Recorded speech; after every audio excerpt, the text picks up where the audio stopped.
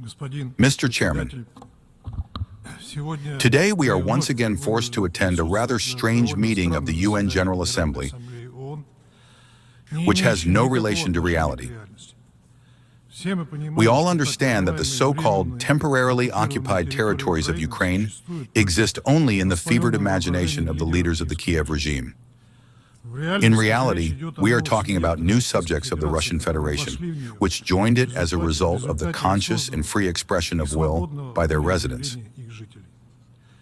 The choice to become part of Russia, made by the residents of Crimea, the Donetsk and Luhansk People's Republics, as well as the Kherson and Zaporizhzhia regions, was not only the restoration of historical justice, but also an expression of the will of the peoples, their aspiration to be with those with whom they are bound by centuries of traditions, culture, language, and shared history. The reasons for this should not be sought in the actions of Russia, but in the deliberate Russophobic policy of the neo-Nazi regime that came to power with the support of several Western countries and left them with no other choice.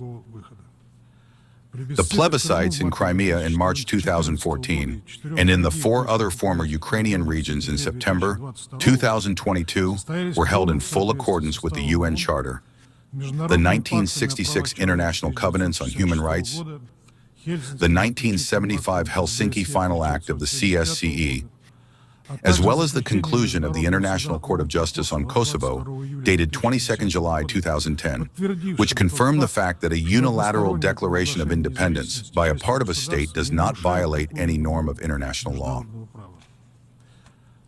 Against this background, it is regrettable that the UN General Assembly, prompted by the Western accomplices of the Kiev regime, continues to reproduce the erroneous and politically motivated construct of the so-called occupation of territories. This is nothing more than an instrument for manipulating public opinion rather than a category of international law.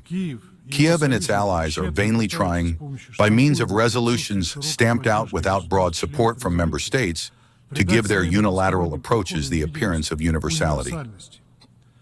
Such practice does not strengthen the authority of the organization, but, on the contrary, deepens the divide between countries, turning the General Assembly from a forum for equal dialogue into a platform for political pressure. Particular bewilderment is caused by the demonstratively selective approach of Western states to the application of the norms of international law. Thus, in the situation with Kosovo, a declaration of the parliament was enough for them to accept independence, while in Crimea, the direct and massive expression of will by the population was ignored. As we can see, the rules on which Western countries call to build their world order change to suit circumstances, effectively dividing peoples into right and wrong, those who have and those who do not have the right to fight for freedom and independence. Thus, the Western sponsors of Ukraine are in fact denying millions of Russian-speaking citizens, who for many years were subjected to discrimination and violence, their legitimate right to self-determination. Moreover, this is not about political slogans, but about a fundamental principle enshrined in the UN Charter. In this regard, it is appropriate to recall the UN General Assembly approved Declaration on Principles of International Law Concerning Friendly Relations and Cooperation Among States. It states that the principle of respect for territorial integrity applies only to those states whose governments truly represent the entire people and ensure the realization of the right to self-determination. In other words, a state in which the authorities do not represent the interests of a significant part of the population cannot hide behind the principle of territorial integrity. This is fully applicable to the Kiev regime.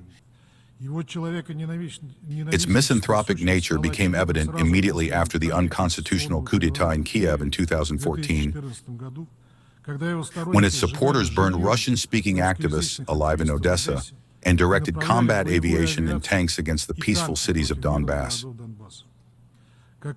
As confirmed by the International Court of Justice in its decision in January of last year, there were no terrorists in Donbass against whom the so-called anti-terrorist operation could have been justified. Russia sought ways to overcome the conflict, persuading the leaders of Donbass not to refuse dialogue with the Kiev authorities, despite the crimes they had committed against the residents of the southeast of the country. These diplomatic efforts made it possible to sign, in February 2015, the package of measures for the implementation of the Minsk agreements, which provided opportunities for intra-Ukrainian reconciliation. But as European leaders later admitted, including German Chancellor Angela Merkel, French President François Hollande, and Ukrainian President Petro Poroshenko, they never intended to implement the Minsk agreements. They only needed to buy time to continue preparing Ukraine for a big war with Russia, supplying weapons and strengthening the combat potential of the armed forces of Ukraine. The Kiev authorities always had the opportunity to stop and take the path of negotiations to restore peace in Ukraine. First, there was the Minsk package of measures, then the Istanbul process, which was practically completed, taking into account Ukraine's proposals to the maximum extent.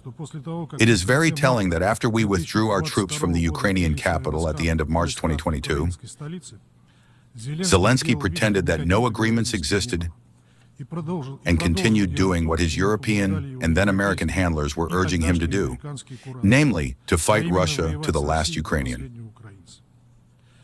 Mr. Chairman, now the same European countries that, out of their own interests, did not allow peace to be established more than 3 years ago, continue to encourage their protégés in Kiev not toward achieving a just and lasting peace, but toward continuing the war, toward trying, with Ukrainian hands, to inflict as many cuts on Russia as possible.